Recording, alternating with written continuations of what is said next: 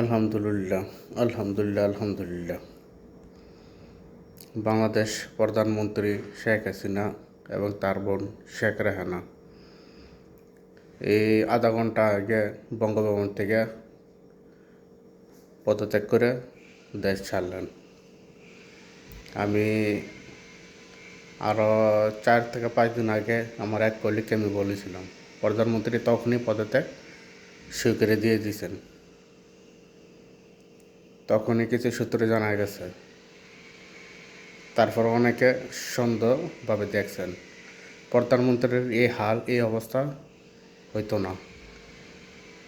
তার এই হালের পিছনে তার দলের লোকের হাত এবং তার কিছু অতিরিক্ত বুদ্ধি যে ব্রেন্ডের ভিতর ছিল, তার ওই কৌশল, তার ওই বুদ্ধি তাকে খেয়ে দিয়েছেন। এই যে ছাত্র আন্দোলন শুরু হয়েছে, 9 দফা, 5 দফা, 1 দফা, এখন তো পুরো সরকারি দফা হয়ে গেছে।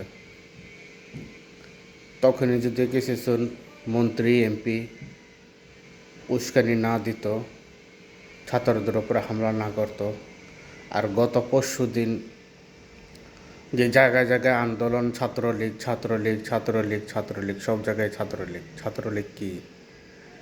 কোন দেশের ভিতরে ছাত্রদের রাজনীতি চলে না, শুধু একমাত্রই দেশ বাংলাদেশ, সোনার বাংলাদেশ। এখন যে তিনি পদত্যাগ করেছেন, এখন আমার এই ছাত্র ভাইদের উচিত আরেকটা আন্দোলন গড়ে তোলার জন্য, যে বাংলাদেশের ভিতরে কোনো স্টুডেন্টসের রাজনীতি চলবে না, কোনো ছাত্রদের রাজনীতি চলবে না। তাদের রাজনীতি চলবে তাদের লেখাপড়া নিয়ে, তাদের আগামী ভবিষ্যৎ নিয়ে, কিন্তু দলীয়ভাবে কোনো রাজনীতি ছাত্রদের চলবে না। এই যে এতগুলো মানুষ মারা গেল ছাত্র, তাদের পিছনে ছিল তাদের পরিবারের ভবিষ্যৎ। কেউ ফাইনাল ইয়ারে ছিল, কেউ আগামী বছর তাদের লেখাপড়ার শেষ ছিল, কেউ এবং কি ফাইনাল ইয়ার শেষ করে ফেলছে। তারা কি কোনো পার্টির পক্ষে ছিল? কোনো পার্টির পক্ষে ছিল না। আমাদের দেশে এত ভালো লেখাপড়া হয়, এই গত 4 বছরের ভিতরে দেখেন কতটুকু লেখাপড়া হয়েছে। যারা মেট্রিক পাস করে আইছে, বর্তমানে যেটা বলা হয় অটো পাস, অটো পাস। আপনি লেখাপড়া করেন বা নাই করেন, আপনি পরীক্ষা দিলেই পাস। এটা কোনো লেখাপড়া না। তাদেরকে যদি বলা হয় কোনো জিনিসের বিষয়, তারা বলতে পারে না। কেন বলতে পারে না? ওই যে লেখাপড়া না করে পাস করে ফেলছে। ওরা যদি মনে হয় দেশের বাইরে যদি কোনো স্কলারশিপের জন্য রিক্রুটমেন্ট করে, ভিসা পায় না। কেন পায় না? কেন তারা ইন্টারভিউ যখন দিতে যায় এমবিসিতে, তখন তারা ফেল করে ফেলে। কেন? তাদের সার্টিফিকেট কথা বলে না।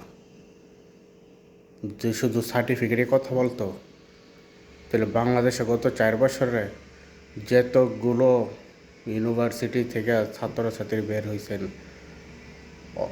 প্রায় লোকই মনে হয় দেশের বাইরে থাকতো তাদের লেখাপড়ার বিষয় স্টাডি করার জন্য, কিন্তু আসতে পারে না একমাত্র মেধাবী ছাত্রছাত্রী ছাড়া।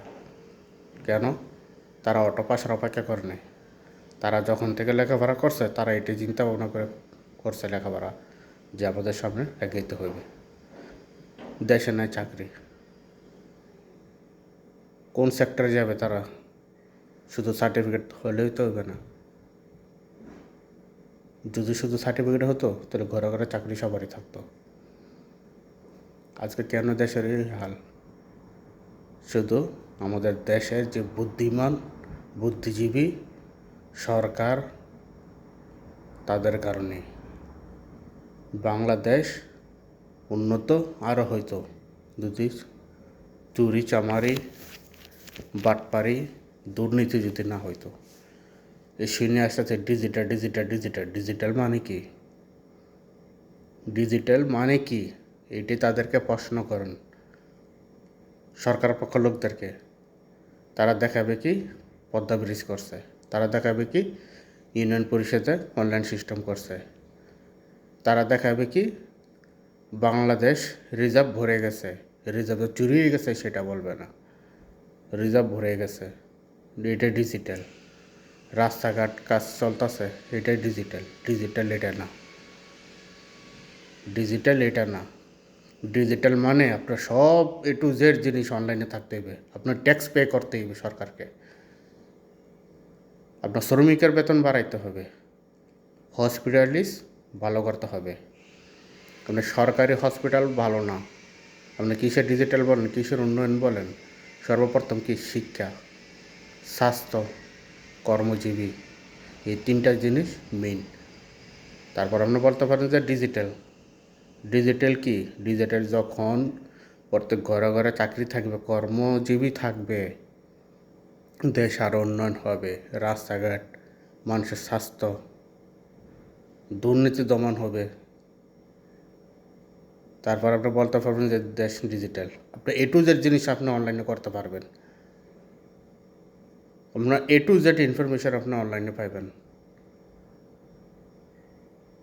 আপনার কোথায় দৌড়াইতে হবে না, কোথায় গিয়ে আপনার মামলা করতে হবে না, আপনার জাস্ট অনলাইনে আপনারা রিপোর্ট করবেন, সাথে সাথে আপনার বাসায় আপনি অ্যাম্বুলেন্স ফোন দেবেন, 2 মিনিট আপনার বাসায়। আপনি কিসের বলেন ডিজিটাল? ডিজিটাল দেশ, ডিজিটাল দেশ এখনও ডিজিটাল হয় নাই। আপনি সরকারি হসপিটাল দেখেন, গরিবের চিকিৎসা নাই, দুর্গন্ধ, সিরিয়াল বা সিরিয়াল নিয়ে বসে থাকতে হয়, আপনার হয়রানি যা মানুষ মারা যায় অপেক্ষা করতে করতে। কিসের ডিজিটাল? আপনার হসপিটাল কি অনলাইন আছে? আপনি কিসের ডিজিটাল বলেন? আমি তো মানি না যে ডিজিটাল। আলহামদুলিল্লাহ, আশা করি আগামী সরকার যেই আসুক, তারা শিক্ষা নিয়ে যে আসে, বিএনপি হোক, আওয়ামী লীগ হোক, অল বাংলাদেশ পার্টি হোক,